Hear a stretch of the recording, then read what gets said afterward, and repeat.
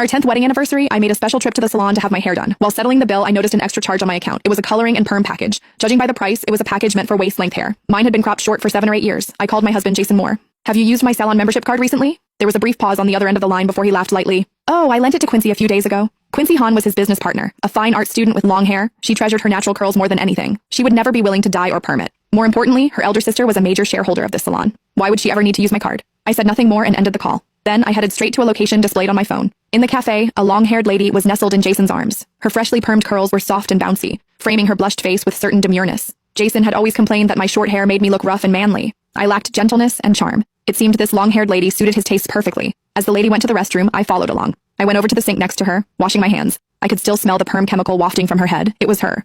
Our eyes met through the mirror. I could see the fluster in her eyes, and she subconsciously washed her hands more quickly.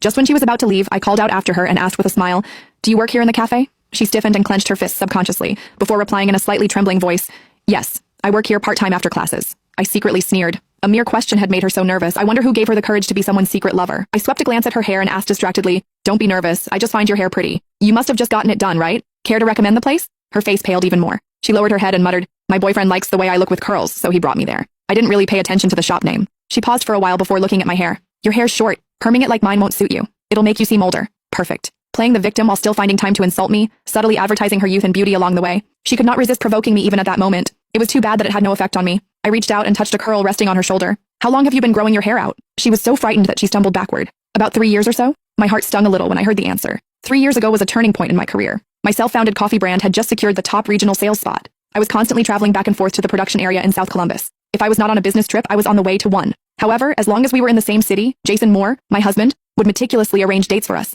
making me feel touched yet guilty. I asked him once if he would blame me for putting my career first. He replied with a smile, "Just go ahead creating history. I have your back." I knew juggling a career and family was not at all easy. I had always felt guilty about it. However, at that moment, I finally understood that all the guilt I had was just a joke. He was never sacrificing himself. I composed myself and massaged my temples, trying to hide the emotions in my eyes. I accidentally noticed the necklace around her neck. I snickered and said with amazement, "Your necklace is gorgeous. It's one of Ian Christie's works, right? Must be expensive." The necklace was way too familiar to me. It was a coming-of-age gift from my mother, a masterpiece from the independent jeweler, Ian Christie. It was also a gift for me when I won the barista championship. It went missing when we moved, and I was sad about it for a very long time. Jason consoled me by saying that the necklace no longer suited my style and that I should just let it go. I was so mad at him for not understanding how important the necklace was to me. As I thought back about it, it truly was comical. It was just his tactic to steal from me, then pretend to comfort me. Philippa Sanders subconsciously touched the necklace. Her eyes looked shifty and her lips quivered, yet she could not find a single word. Just at that moment, someone called her name. Relieved that rescue came just in time, she muttered a goodbye and quickly left. Seeing her fleeing the scene in a panic, I smirked. I distractedly dried my hands before I left the restroom. Then I called my brother, Daniel Kidman. Daniel was the head of the Eternal Group, who was